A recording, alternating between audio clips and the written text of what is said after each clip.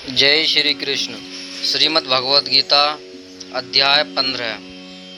श्री भगवान बोले, आदि पुरुष परमेश्वर रूप मूल वाले और ब्रह्म रूप मुख्य शाखा वाले जिस संसार रूप पीपल के वृक्ष को अविनाशी कहते हैं तथा वेद जिसके पत्ते कहे गए हैं, उस संसार रूप वृक्ष को जो पुरुष मूल सहित तत्व से जानता है वह वेद के तात्पर्य को जानने वाला है।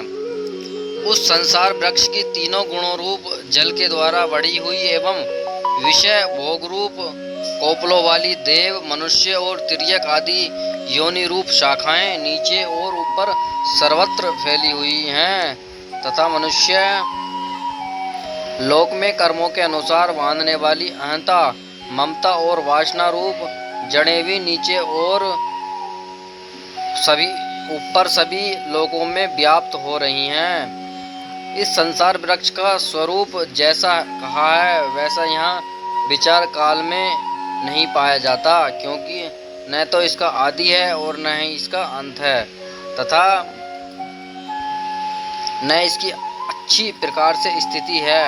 इसलिए इस अहंता, ममता और वासना रूप आदि दृढ़ मूल वाले संसार रूप पीपल के वृक्ष को दृढ़ वैराग्य रूप शस्त्र द्वारा काटकर उसके पश्चात उस परम पद रूप परमेश्वर को भली भांति खोजना चाहिए, जिसमें गए हुए पुरुष फिर लौटकर संसार में नहीं आते और जिस परमेश्वर से इस पुरातन संसार वृक्ष की प्राप्ति विस्तार को प्राप्त हुई है, उसी आदिपुरुष नारायण में मैं शरण हूँ।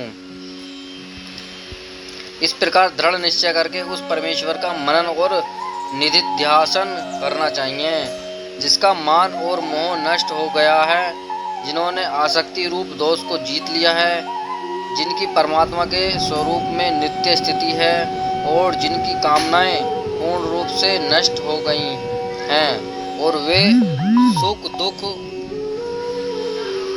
नामक द्वंद्वों से विमुक्त ज्ञानी जन उस अविनाशी परम पद को प्राप्त होते हैं। जिस परम पद को प्राप्त होकर मनुष्य लौटकर संसार में नहीं आते, उस स्वयं प्रकाश परम पद को न सूर्य प्रकाशित कर सकता है, न चंद्रमा और न अग्नि ही वही मेरा परम धाम है। इस देह में यह सनातन जीवात्मा मेरा ही अंश है और वही इन प्रकृति में स्थित मन और पांचों इंद्रियों को आकर्षित करता है। वायु गंध के स्थान से गंध को जैसे ग्रहण करके ले जाता है, वैसे ही देह आदि स्वामी जीवात्मा भी जिस शरीर का त्याग करता है उससे इन मन सहित इंद्रियों को ग्रहण करके फिर जिस शरीर को प्राप्त होता है उसमें जाता है। यह जीवात्मा श्रोत्र, चक्षु और तत्व चाको तथा रसना, ग्रहणा और मन को आश्रय करके अर्थात इन सब के सहारे से ही विषयों का सेवन करता है।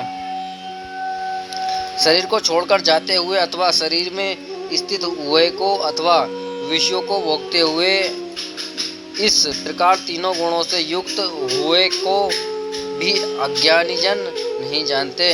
केवल ज्ञान रूप नेत्रों वाले विवेकशील ज्ञानी ही तत्व से जानते हैं।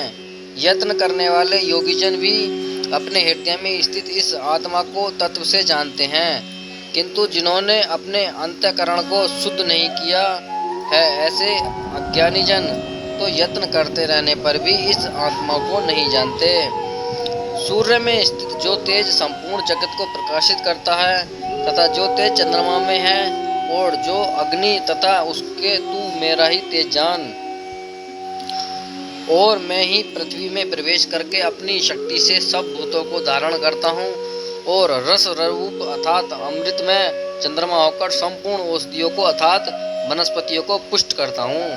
मैं ही सब प्राणियों के शरीर में स्थित रहने वाला प्राण और अपान से युक्त वैश्वानर अग्नि रूप होकर 4 प्रकार के अन्न को पचाता हूँ। मैं ही सब प्राणियों के हृदय में अंतर्यामी रूप में स्थित हूँ तथा मुझसे ही स्मृति, ज्ञान और आह्वान होता है और सब वेदों द्वारा मैं ही जानने के योग्य हूँ तथा वेदांत का कर्ता और वेदों का जानने वाला भी मैं ही हूँ। इस संसार में नाशवान और अविनाशी भी ये दो प्रकार के पुरुष हैं। इनमें संपूर्ण भूत प्राणियों के शरीर तो नाशवान और जीवात्मा अविनाशी कहा जाता है। इन दोनों से उत्तम पुरुष तो अन्य ही है, जो तीनों लोकों में प्रवेश करके सबका धारण पोषण करता है एवं अविनाशी परमेश्वर और परमात्मा इस प्रकार कहा गया है। क्योंकि मैं नाशवान जड़ वर्ग क्षेत्र से तो सर्वथा अतीत हूँ और अविनाशी जीवात्मा से भी उत्तम हूँ, इसलिए लोकों में और वेदों में भी पुरुषोत्तम नाम से प्रसिद्ध हूँ। भारत, जो ज्ञानी पुरुष मुझको इस प्रकार तत्व से पुरुषोत्तम जानता है, वह सर्वज्ञ पुरुष सब प्रकार से निरंतर मुझ वासुदेव परमेश्वर को ही भजता है। हे निष्पाप अर्जुन, इस प्रकार यह अति रहस्य युक्त गोपनीय शास्त्र मेरे द्वारा कहा गया, इसको तत्व से जानकर मनुष्य जानवान और कृतार्थ हो जाता है। श्रीमद् भगवद गीता 15वां अध्याय समाप्त होता है।